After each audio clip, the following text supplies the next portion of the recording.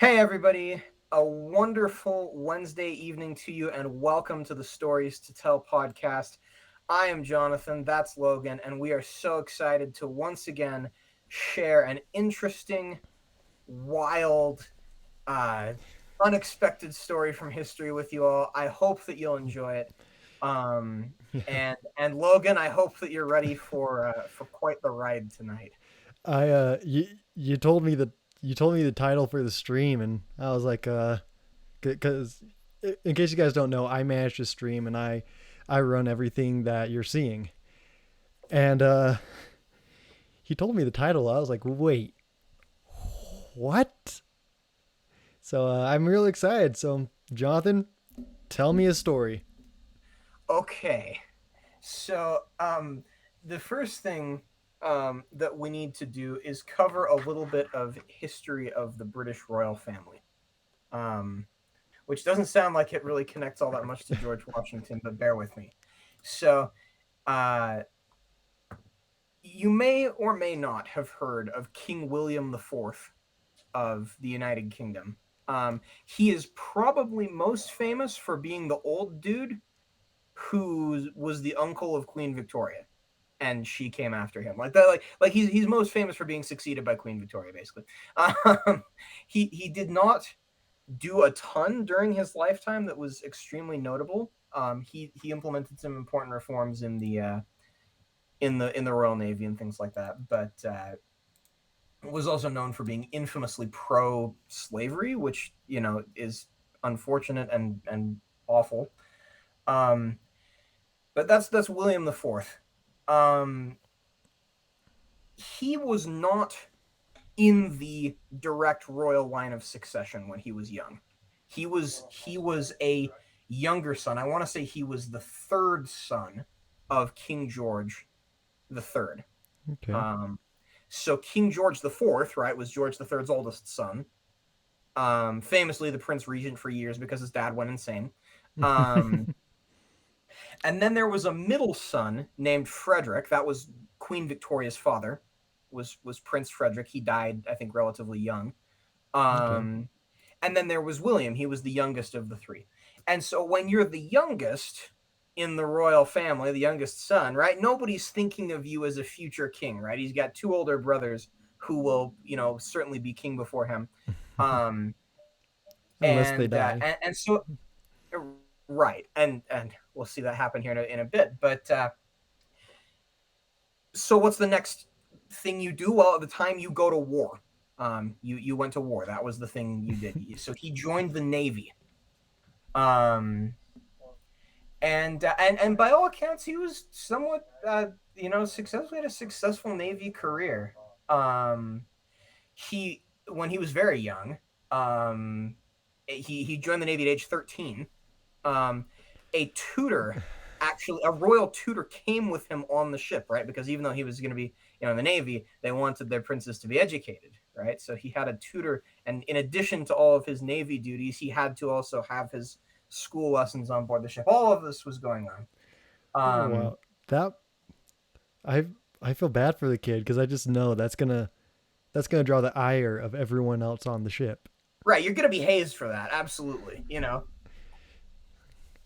And so with all of that, he this was great. At one point, they stopped his ship that he was on had stopped in Gibraltar, which is that little tiny random British territory right at the southern tip of Spain. Um, and they had gone to port there, and he, this teenage prince, right, had gone with some of his shipmates, and they'd gotten roaring drunk at a local tavern, and they were all arrested. They just chucked them all in jail, and then they figured out that they had just arrested the prince, and they freaked out a little bit, had a panic moment, and released him. Um, so all of this has gone on. He's a teenager. He's in the Royal Navy, and he gets sent to the American colonies. He is still to this day the only, or I mean, to this day, uh, I guess it's really hard to beat this, but he was the only member of the British royal family who ever visited the American colonies, ever. when they were British colonies. There was no Hmm. need, right? They didn't see them It's like they're as colonies. What are they gonna do? Revolt? exactly. Yeah, what's the worst that could happen? So the royal family never visited the colonies. Prince William was the only royal ever to visit the colonies, and he visited as you know a combatant. Right? They were there, in a war with the colonies. So this was during the Revolutionary War. During the American Revolution, he gets sent. His ship gets dispatched to New York, and he is part of Did the occupying force, the British occupying force in New York. did they just forget that that was the prince's ship? It does kind of beg the question, and I think it's an indication of the British maybe not taking the Revolutionary War seriously enough at the time, or at least the royal family, certainly not taking it seriously enough at the time. That they just were like, oh yeah, sure, so it was also, I think, it was Mhm. more normal, and I guess it still is normal for royals to have combat roles, right? Prince Harry Yeah. uh, was active duty as a forward air controller in Iraq. That's you know not entirely unheard of, even today's royal family. So he's in New York, and he's just a sailor, right? They didn't treat him necessarily, other than apparently him having a tutor. They didn't really treat him, by all accounts, like a prince. He was one of the boys, he's one of the bros, and that meant that he pretty much got to do what he wanted, and his free time was his free time, and he wandered the city of New York and enjoyed himself. Um, and this gave General George Washington an idea. It Um, was in that moment he had an idea, a bad idea. He he had thought, absolutely yeah, the Grinch had an awful awful, idea. an awful, terrible, wonderful idea. Um, what if we kidnap Prince William? That was the idea that I George mean, Washington. makes sense. If you got a royal hostage, then Right. I mean, it's despite being the youngest, despite being third in line, he's still a royal. He's still royal, and he still matters to the royal family, right? Like George At least you would hope so. Yeah, they're his With parents, right? And presumably with they care about. King George III, things kind of get a little iffy sometimes. And to be fair to George III, it was another probably 30 years after the revolution before he really started to unravel Hmm. mentally. He was king for a really long time. Um, but anyway, so this is what I'm going to read you this quote. Okay, this is George Washington writing to a Colonel Ogden, who was going to kind of be put in charge of this plot to kidnap the prince. And you should know, kind of going into this, that he didn't make any secret of the fact that he was the prince. Like he was one of the guys, right? But it was, he was also the prince, and people knew that he was the prince. And he even apparently carried out some royal duties as a representative of his father in the American colonies. Um, That's a first. the British colonial governor was a man by the name of James Robertson, and at his home, Prince William would hold court and conduct royal business on his father's behalf In the middle of a war. in the war. Right? They were still, at least the British, still considered these colonies their territory. You know, so having a member of the royal family there, they were going to do royal things. So it was no secret that he was the prince. Right? He was very, very vulnerable. And so George Washington wrote this um, quote: "The spirit of enterprise so conspicuous in your plan for surprising in their quarters and bringing off Prince William Henry and Admiral Digby merits applause. And you have my authority to make it an attempt in any manner and at such a time as your judgment may direct. I am fully persuaded that it is unnecessary to caution you against offering insult or indignity to the persons of the prince or the admiral. So kidnap them, but don't insult them, whatever you do, for Pete's sake. You know, I mean, to be fair, that was Washington's personality. He's like, we yeah, gotta yeah, win, absolutely. but we're gonna win the right way. Yeah. He was an above board player, even if above. I mean, I guess as above board as you can be when you're trying to kidnap the prince and hold him hostage. Well, I But mean, like he basically said, yeah, I mean, if you want, just march right in and drag him out. I mean, yeah, this is he's there. He's apparently available to be kidnapped.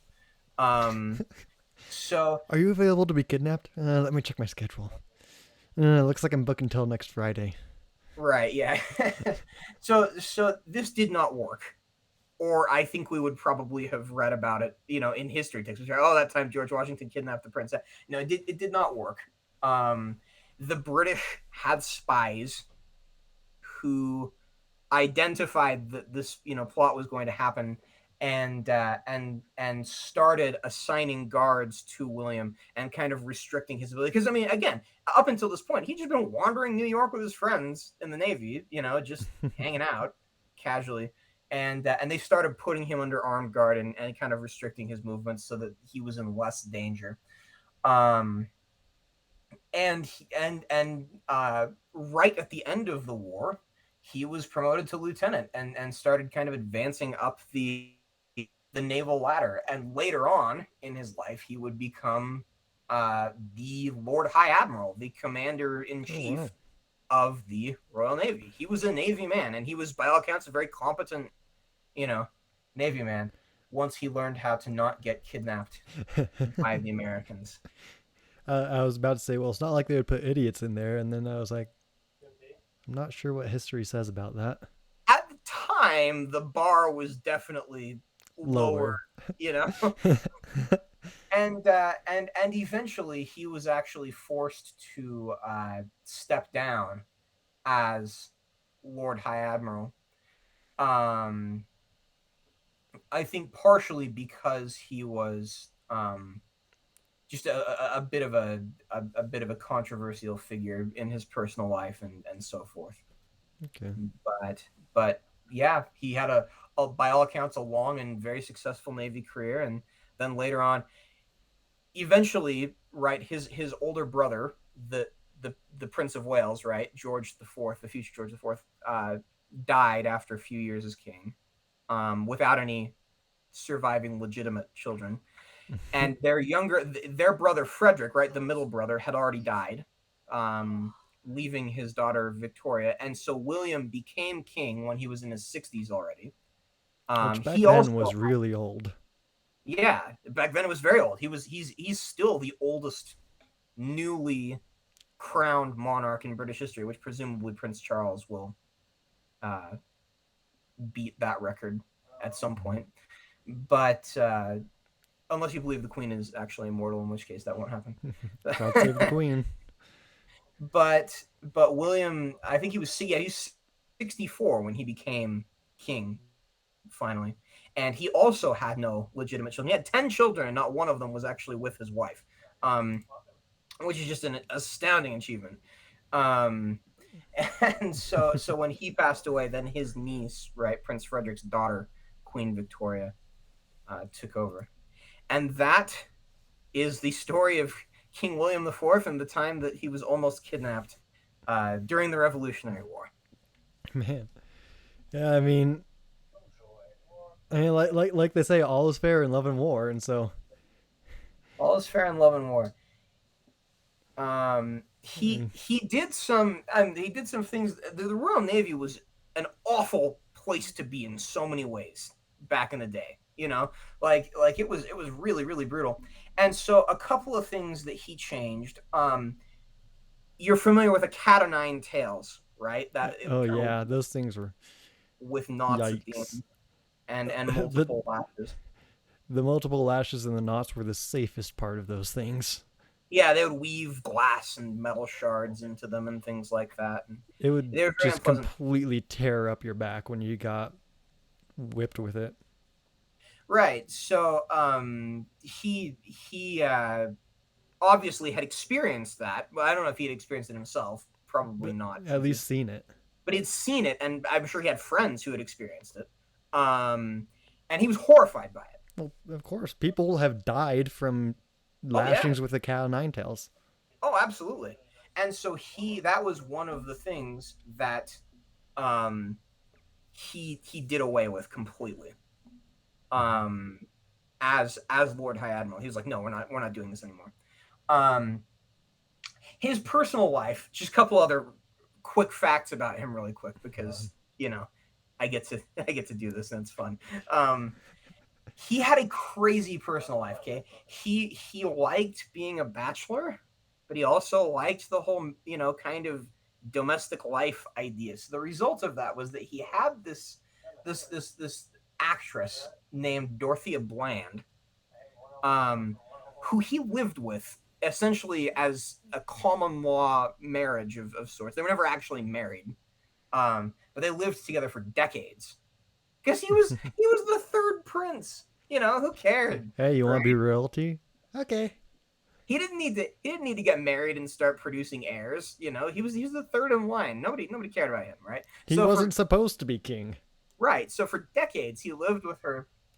They had, by all accounts, a very happy, essentially married life together. Mm-hmm. They had 10 kids. Um, and those kids then kind of ended up in an interesting situation when he became king, and all of a sudden they're all these like sort of princes and princesses that aren't really princes and princesses. It was a very awkward situation, but his daughters ended up becoming quite popular at court and improved his standing as king. So I guess it all worked out. Um, he did end up getting married though, um, at one point when it became clear that the risk was increasing that he uh, was going to end up being king. oh no, I'm gonna be king. How horrible. Better get my crap together. and I think that is the only acceptable situation where you can actually be concerned about becoming king. Like, oh no, oh, oh, this well, wasn't it's supposed. like I picture it being like in the Santa Claus when he finds out that he's gonna stop being Santa unless he has a Mrs. Claus, right? Yes. That's what I picture this being like. Uh, Like Tim Allen, huh? I gotta get married. You think you have it bad? I gotta get married. That's how I picture Prince William. Like, crap, I gotta actually go, settle down and get married. He did get married to Princess Adelaide of Saxe-Meiningen. She was a German princess, and Political marriage. it was actually a very happy marriage by all accounts. Hmm. He once he got married, he stayed totally faithful to her, and they had a very happy, loving relationship, which was unusual at the time. Yeah. That was these political marriages didn't always work out too well. They were apparently a very happy couple, and he finally got it right eventually. Well, I mean, hey, if you want it to work, you'll find a way to work.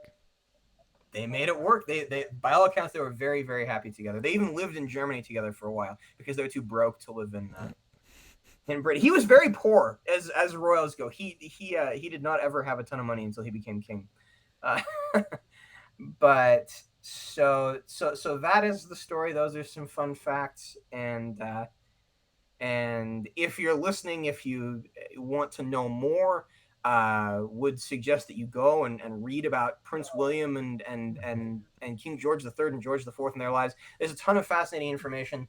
Obviously, not everything with William is great. He once gave an impassioned speech before the House of Lords, arguing against the abolition of slavery and claiming that slavery was good for people. Um, so he had some bad ideas. Even for the time, some of his ideas were considered quite offensive. Yeah. And that's important stuff to learn about too. Go go Mm-hmm. go study and go learn, Yep. and hopefully these kinds of stories give you a starting place to go dive into things like that and kind of become more educated about these topics. Yeah. And that's one of the things about looking at history is you almost have to forget your values right now, and you have to look at it through the lens, through that filter of what did they believe, what was thought to be true in their time era, because Right, and maybe why were they doing some of the things that they were doing? It's worth saying though that, like, again, even at the time, yeah. his views were considered quite like radical and also weird, because at the time, emancipation, right, like the abolition of slavery, was gaining steam in Britain. Like, it was becoming this kind of cause célèbre, this popular movement.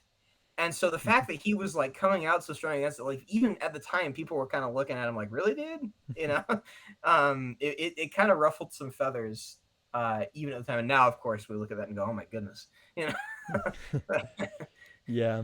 So interesting, No. very interesting character, and worthy of study for anybody who is interested. But now I think, Logan, you have something prepared for us, a fact from history randomly selected for me to react to, and I'm very excited. You possibly may have heard this one before. It's one of my favorite history facts. Um, it's kind of a compilation of three events that span over the course of like 20 years. Okay. So let's say that Canada, for some reason, all of a sudden there's Canadian troops in Wisconsin. Okay. How would you react? I think I'd be confused at first, like did you guys get lost or something? and then and then maybe concerned but also amused, like, you know, I feel like Well, Canada I invading is mean, not the worst thing that could happen to us. yeah. Well, this isn't exactly a hypothetical.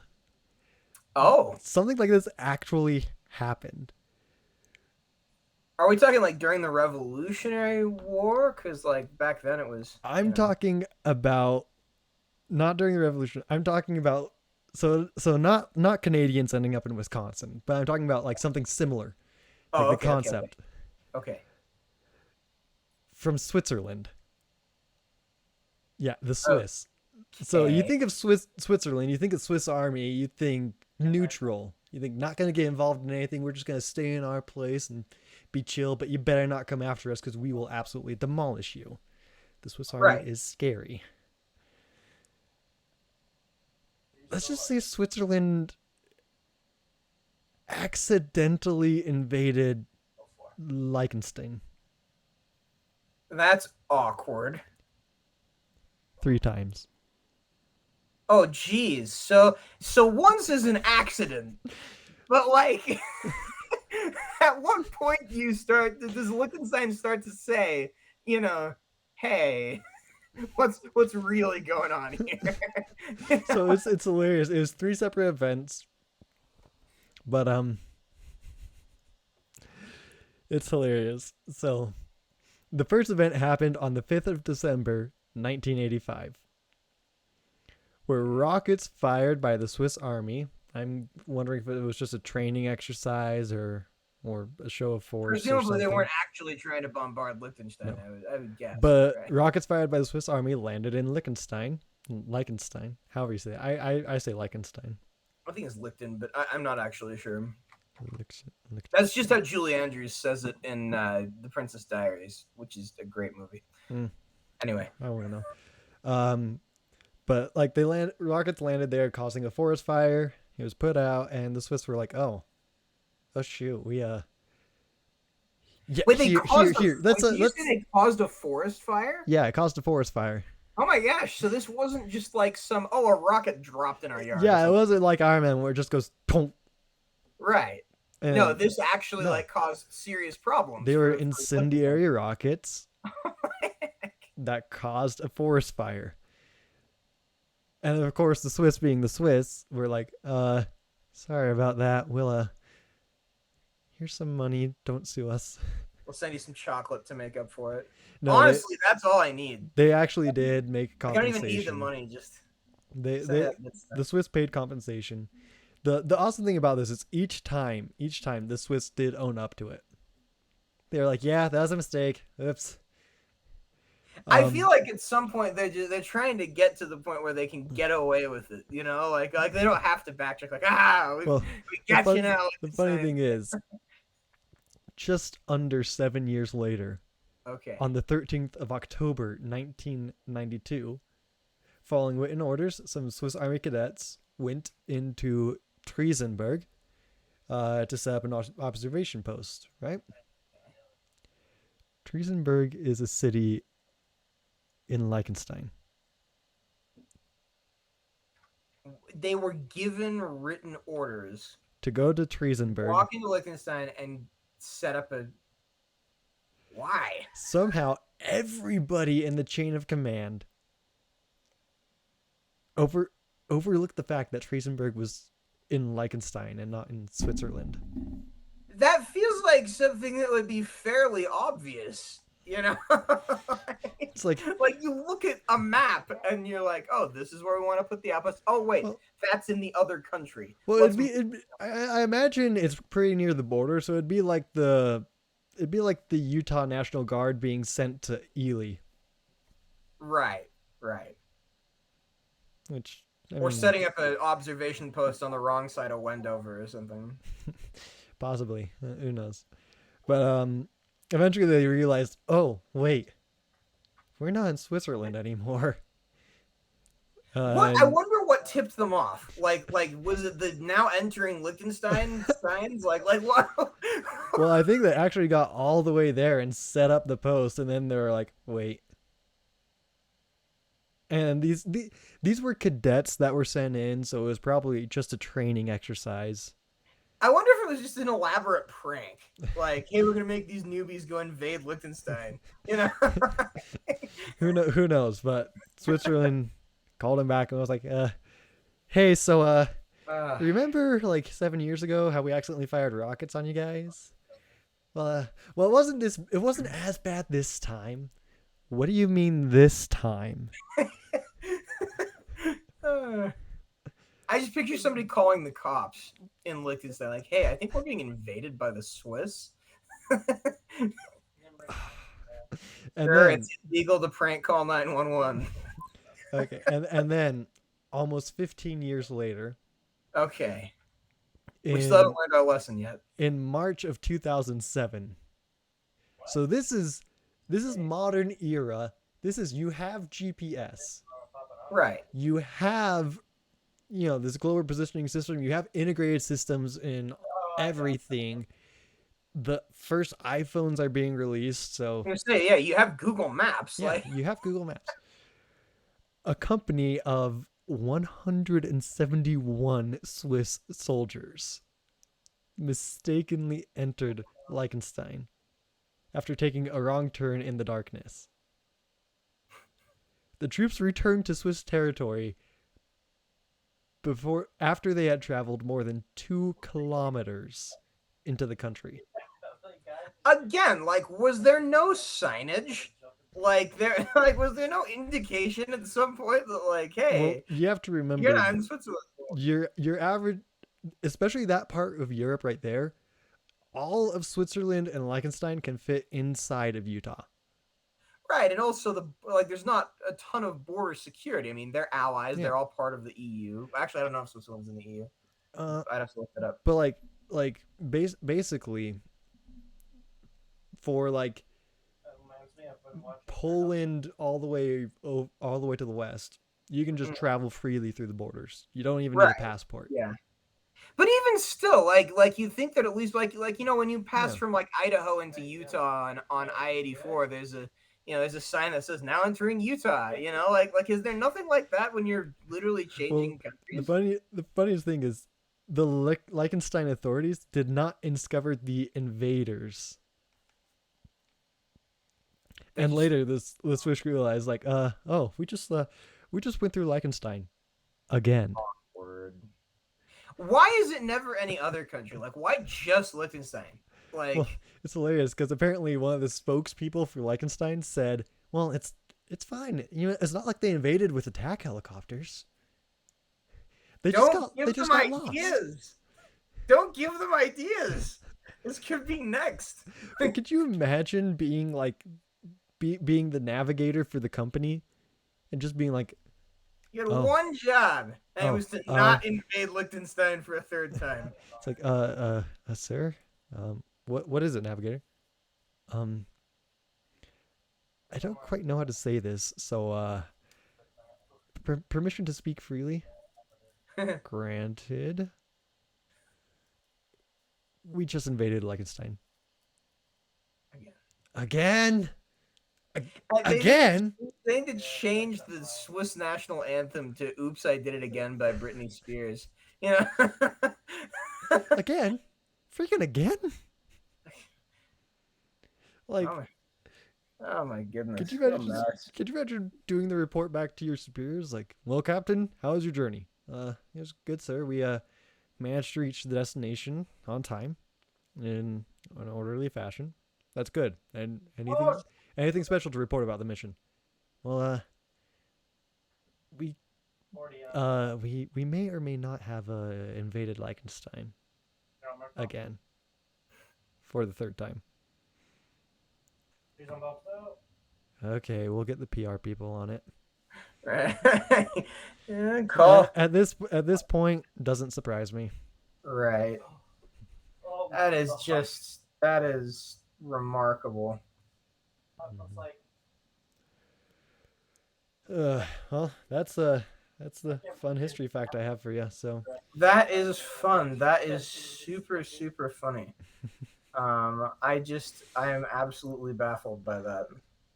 and that's the thing. That's what we're trying to show here. History is at times just downright confusing. You just have to scratch your head and just go, "Wait, what did I just learn?" Right. So, if there's two things to take away from today, one, George Washington was not above kidnapping. Two, Liechtenstein is okay with being invaded. I mean, the Swiss Army is really bad with directions. Yeah. No, there's no vulnerabilities here you can exploit. What are you talking No, about? nah, That's we not what we wanted you to get out of this at all. nah, Yeah. we've totally got a good defense system. We know whenever you guys coming. Swiss Army in the back room, like, you you sure about that? Right. Can, can we test it? Don't mess with Switzerland, or they'll send you chocolates. It's like let's see, Switzerland. They speak the same language. Culture is just slightly different. They have a better army than we do, and they make good chocolates. I see no downside to this. No, we can just have a great mutually invasive relationship. That's a terrible. That's terrible.